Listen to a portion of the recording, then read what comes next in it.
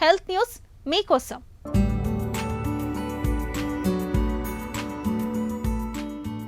పిల్లలు మరీ ఎక్కువసేపు ఫోన్, టాబ్లెట్లు, టీవీలకు అతుక్కుపోతున్నారా? వీటి ధ్యాసలో పడి కంటి నిండా నిద్రపోవడం లేదా? అయితే ఆలోచించాల్సిందే.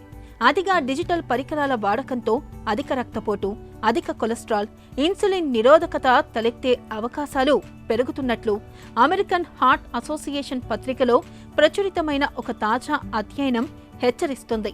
రాత్రిపూట తక్కువసేపు నిద్రించే వారికి వీటి ముప్పు మరింత ఎక్కువగా ఉండడం గమనార్హం.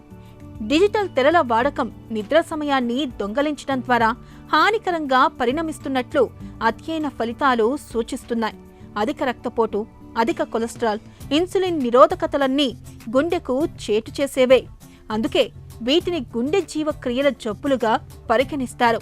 ఈ అధ్యయనంలో యుక్త వయసు పిల్లలను 2 బృందాలుగా విభజించి వారి టెక్నాలజీ వాడకం, నిద్ర, ఆరోగ్య సమాచారాన్ని విశ్లేషించారు. వీరందర్నీ పుట్టినప్పటి నుంచి గమనిస్తూ వచ్చారు. 10-18 ఏళ్లలో వారి శరీర తీరుతెన్నులను పరీక్షించారు.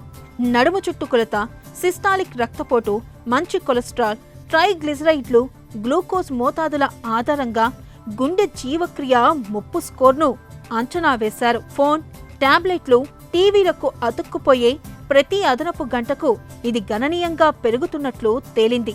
కొందరు పిల్లలు రోజుకు 3 నుంచి 6 గంటల వరకు వీటిని చూస్తూ ఉండడం ఆందోళనకరమని పరిశోధకులు చెబుతున్నారు.